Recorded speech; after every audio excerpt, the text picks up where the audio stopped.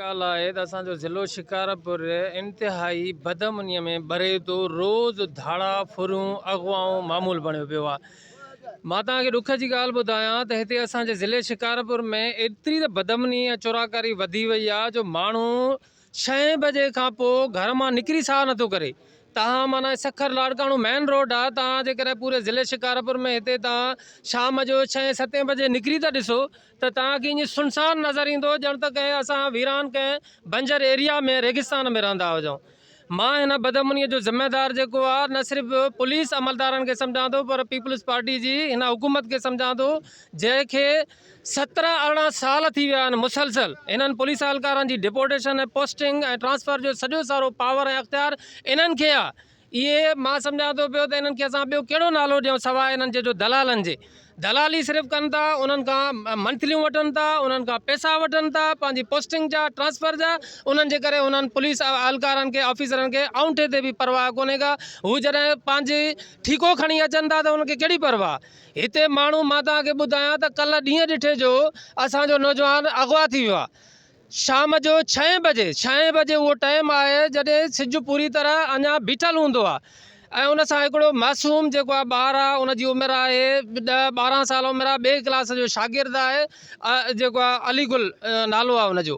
उहो उन सां मासूम साण आहे। उनखे गाइजा थाणे जे हद मां उहो ॻोठु जतन जी किड़ी आहे, उतां वापसि अचे पियो घरु त उतां रस्ते मां साखदरे वारे रोड तां उहो अगवा थी वियो आहे। उनखां पोइ जीअं असांखे जेको आहे उहो जॾहिं असांजो छोकिरो घर न पए थो देरि ताईं असां तक़रीबन 10 बजे धारे जॾहिं उनजा नंबर बि असां जेको आहे कोशिशि कईसीं ट्राए करण जी न लॻा त असां उतां घरों भॻासीं निकितासीं। 8-10 मुड़ुस गाइजा थाणे जे हद में गाइजा थाणे वियासीं, SHO सां मिलियासीं।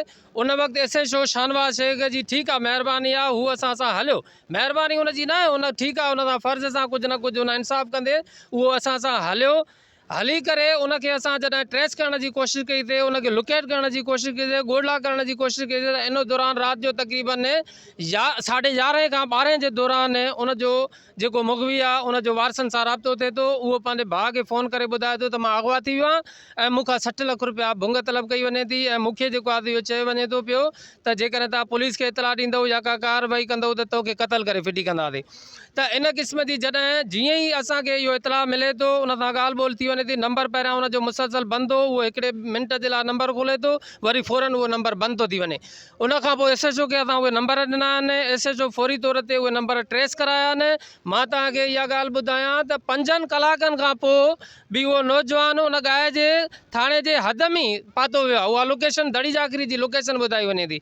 जॾहिं लोकेशन ट्रेस थी वञण खां पोइ बि पुलिस खे कंहिं क़िस्म जी का बि जूअ नथी चुरे। उहो अकेलो SHO ऐं उन सां गॾु हिकिड़ो पुलिस एहलकार साण आहे, उहो सिर्फ़ु ऐं सिर्फ़ु असां सां बीठल आहिनि। भाई पूरी ज़िले जी पुलिस जेको माण्हू अगवा थी वियो आहे यार, माण्हू अगवा थी वियो आहे, ॾींहुं ॾिठे जो अगवा थी वियो आहे ऐं उन क़िस्म जी का बि पुलिस खे माना जेको आहे ॻाल्हि उहो आहे। मां तव्हांखे उन सां गॾोगॾु इहा बि ॻाल्हि ॿुधायां त चंद ॾींहं पहिरियां SHO चक जे हद में हितां जेको आहे उहो शहीद थी वियो आहे। उन शहीद SHO जे पलांद जे लाइ ही मुड़ुस माण्हू उते जेको आहे कचे में वियल आहिनि। अॼु 11-12 ॾींहं आहे। मूंखे ॿुधायो त तव्हां कयो छा आहे? हिन वक़्त ताईं मारी त झिरकी बि कोन अथव। जेकॾहिं तव्हांखे का गैरत कोन्हे, अॼु बि जेको आहे उहे उतां जा जेके तेगाणी आहिनि खुलेआम फेसबुक ते वीडियो अपलोड कनि था। जेका अॼुकल्ह फेसबुक ते हले थी उहो डरून जेको आहे न तव्हांजे APC चैन जे अंदरि का ताक़त आहे, न तव्हांजे एम्यूनेशन में का ताक़त आहे, न तव्हांजे डरून में का ताक़त आहे। उहो डरून जेको आहे उहो धाड़ियल तव्हांखे खुलेआम ॾेखारनि था ऐं तव्हांखे धमकाइनि था ऐं शाहज़ेब चाचड़ खे इहा वार्निंग ॾियनि था, शाहज़ेब जा तूं रहंदे या असां रहंदुमि। इहा तोखे SSP गैरत आहे? तोखे DIG जेका नासिर आफ्ताब या गैरत आहे ॾोहारी तोखे सरेआम माना जेको आहे ललकारनि था ऐं तूं उते वेठो आहे 12-15 ॾींहंनि खां वठी ऐं हिन वक़्त ताईं कुझु करे न आहे सघियो। ऐं हिते जेको माण्हू मरे थो, जेको अगवा थी वञे थो, जेको क़तल कयो वञे थो, उनखे चए थो त साईं मां जेको आहे ॾोहारनि सां मुक़ाबिले करण लाइ बीठो आहियां, इन करे मां मज़रत सां अची नथो सघां। न थींदो तेसिताईं हीउ धरणो ख़तमु न थींदो, हीउ धरणो हिते लॻल रहंदो।